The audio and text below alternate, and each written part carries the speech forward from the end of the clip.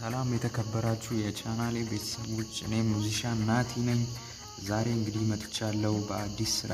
በጣም እንደጠፋው ይገባኛል። ይሄ የ2015 የመጀመሪያው ትምህርት ነው የሚሆነው። ዛሬ እንግዲህ የምንማማረው ስለ ትራንስፖዝ ነው የምንማማረው። ትራንስፖዝ እንዴት እናገኛለን? ብዙዎቻችሁ ጥያቄ ይሄ ነውና ብዙዎቻችሁ በውስጥ መስመርም ትጠይቁኛላችሁ። ትራንስፖዝ እንዴት ነው ማግኘት የምችለው? ድምጽ መለየት ከበደኝ፣ በጣም ተቸግሬያለሁ የምትሉኝ ሰዎች አላችሁና ለእናንተ የሚሆን ትምህርት ነው ያዘጋጀሁት።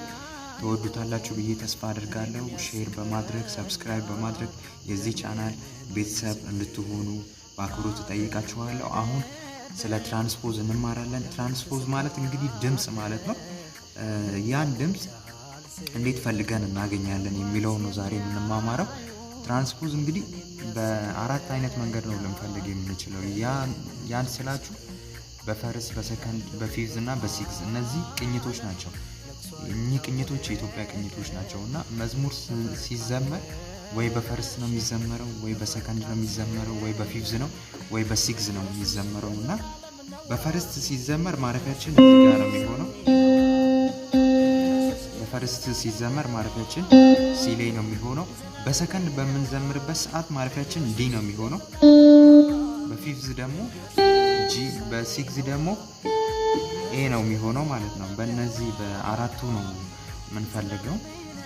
በፈርስት የሚዘመር መዝሙር አንድ መዝሙር ላውጣላችሁና ያንን መዝሙር እከፍታለሁ። ከዛ በኋላ ያንን ድምጽ አግኝተን እንዴት ወደ ፈርስት አምጥተን እንጫወታለን የሚለው እናያለን።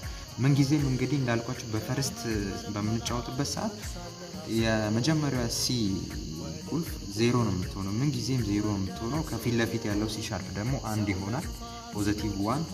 ወደ ኋላ ያለው ደግሞ ቢ የሚባለው ኪ ደግሞ ማይነስ ዋን እያለ ማይነስ ቱ እያለ ወደ ኋላ ይሄዳል። ወደፊት የሚሄደው ደግሞ ፕላስ እያለ ይሄዳል። በትራንስፖዝ እንግዲህ ህግ ፖዚቲቭ እና ኔጌቲቭ የሚባል ነገር አለ። ይህንን ለይታችሁ እንድታውቁ እንፈልጋለሁ። አሁን በመቀጠል አንድ መዝሙር ከፍታለሁ። ያንን መዝሙር ከፍቼላችሁ ትለዩልኛላችሁ።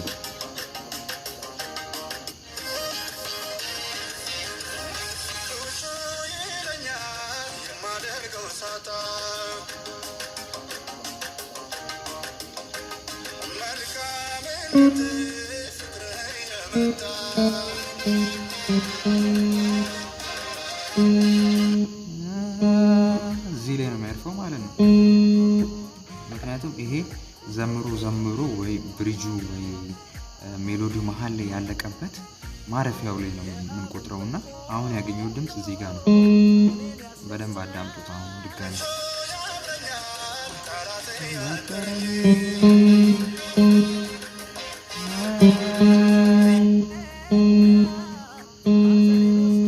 እዚህ ጋር ነው ያገኘሁት። እንግዲህ መዝሙሩ ፈርስት ነው። ይሄንን ድምጽ እንዴት ወደዚህ እናመጣዋለን ነው የሁላችሁም ጥያቄ። ይሄንን ድምጽ ወደዚህ ስናመጣው ይሄ ዜሮ ነው ብያችኋለሁ። ይሄ ደግሞ ማይነስ ዋን ይሆናል። ይሄ ማይነስ ቱ ይሆናል። ማይነስ 3 ማይነስ 4 ይሆናል ማለት ነው። አሁን ትራንስፖዛችንን ማይነስ 4 እናደርገዋለን። ያደረኩት ነው ማይነስ 4 አደረኩት። ከዛ እዚህ ጋር የነበረው ድምጽ እዚህ ጋር መጣ ማለት ነው።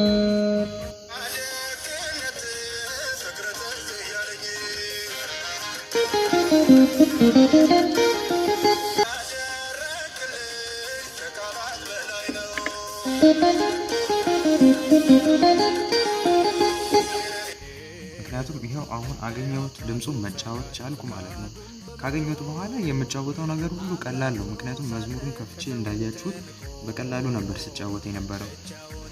የመዝሙሩና እዚህ የምንጫወተው ተመሳሳይ ከሆነልን እያዳመጠን መዝሙር እየሰማን መጫወት አይከብደንም ማለት ነው። ስለዚህ በጣም ቀላል የሆነ ነገር ነው። ልትቸገሩበት የማይገባ ነገር ነው። ምን ጊዜም ሲ ዜሮ ትሆናለች። ከዛ በኋላ ወደ ኋላ ስንቆጥር ማይነስ 1 ማይነስ 2 ማይነስ 3 ማይነስ 4 እያለን እንቆጥራለን ማለት ነው። የአሁኑ ድምጽ እዚህ ጋር አግኝተን ቢሆን ማይነስ 5 ይሆናል ማለት ነው። ምን ጊዜም በፈርስት ጊዜ ሲ ኪ የሲ ኪ ዜሮ ናት። ከዛ ወደ ኋላ ያለው 1 2 እያለ ማይነስ 8 ይሄዳል። ከፊት ለፊት ያለው ደግሞ ፕላስ 1 ፕላስ 2 እያለ ይሄዳል ማለት ነው። ይሄ በፈርስት ጊዜ በትዝታ ሜጀር ጊዜ ነው። አሁን እንግዲህ በሰከንድ ጊዜ ያለውን ደግሞ ላሳያችሁ። በሰከንድ ጊዜ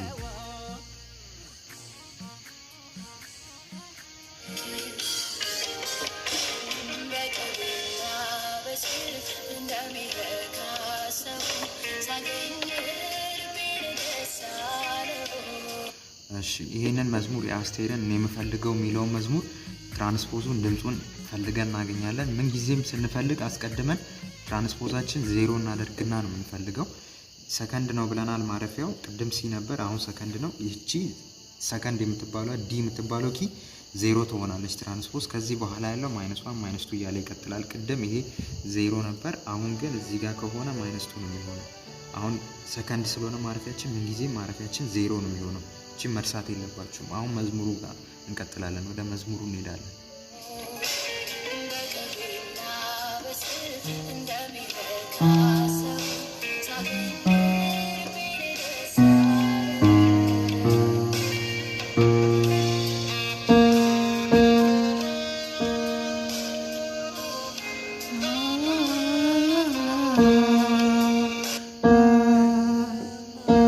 ይሄ ነው ማለት ነው ማረፊያው።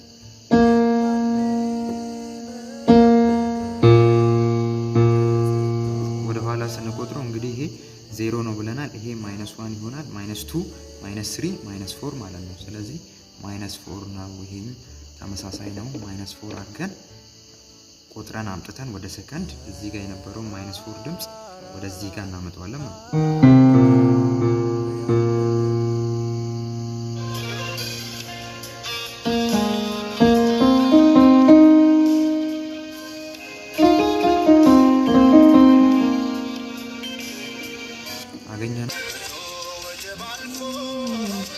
መጀመሪያ ማዳመጥ ይጠበቅባችኋል። ዝም ብሎ እንዲህ መነካካት ትርጉም የለውም።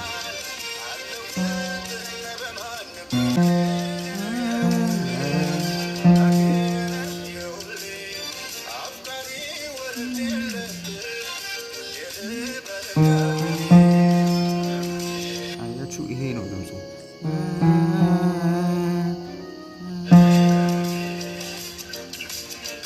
ይሄ ማለት ስንት ነው? ይሄ 0 ከሆነ እቺዋ ስንት ትሆናለች? -1 -2 ማለት ነው። ስለዚህ -2 ላይ አድርገን እስቲ ቼክ እናድርገው።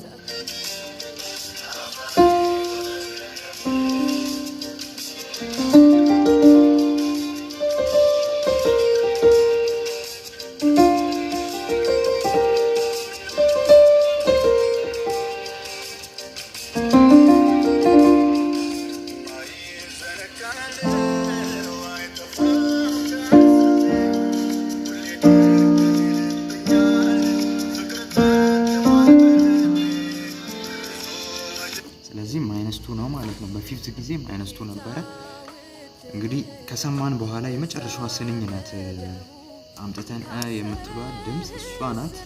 ትራንስፖዛችንን ማወቅ የምንችለው ቆጥረን ወደ ጂ ስናመጣው ወደ ፊፍት -2 ይሆናል ማለት ነው። በጣም ቀላል ነው። መዝሙሩን በደንብ በሰራው ባዳምጠው መስራት ይቻላል። ቀላል ነው። መዝሙሩን እያዳመጣችሁ ስትሰሩ በጣም ቀላል ነው። ብሪጁንም ትሰራላችሁ በዛው፣ ኮርዱንም ማረፊያውም በቀጣይ ትምህርት እሱን በደንብ አሳያችኋለሁ። አሁን ስለ ትራንስፖዝ በአጭሩ ለማስተማር ያህል ነው። ቀጣይ አሁን ወደ ሲግዝ እንሄዳለን። በሲግዝ የተዘመረ መዝሙር እንሄዳለን።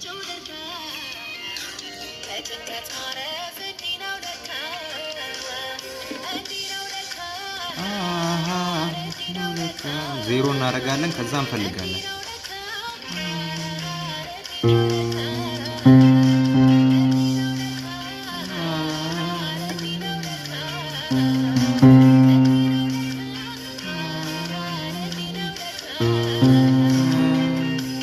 አያችሁ፣ ይሄ ነው ድምፁ። ይሄ ማለት ይሄ ሲግዝ ነው። ይሄ 0 ከሆነ 1 2 3 ማለት ነው። ፖዚቲቭ 3 ይሆናል። በኔጌቲቭ ካየነው እቺ ናት 6 ኤ ናት። ወደ ኋላ 1 2 3 4 5 6 7 8 9 ኔጌቲቭ 9 ነው። ኔጌቲቭ 9 ነው።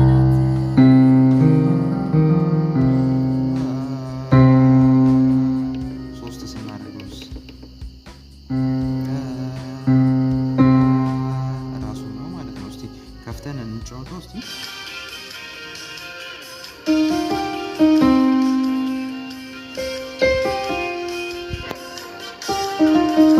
እንደዚህ ነው ማለት ነው። ሲግዝ ነው። በጣም ቀላል ነው ማለት ነው። አይከብዳችሁም። በዚህ መንገድ ትረዳላችሁ ብዬ ተስፋ አደርጋለሁ። የዛሬ ነበረኝ ትምህርት ይህን ይመስላል። አመሰግናለሁ ስላዳመጣችሁኝ። ተገኘ ጌታን በመተውህ እንደምን ተሞኘ የጌታ ውድ ልጅ የገዛ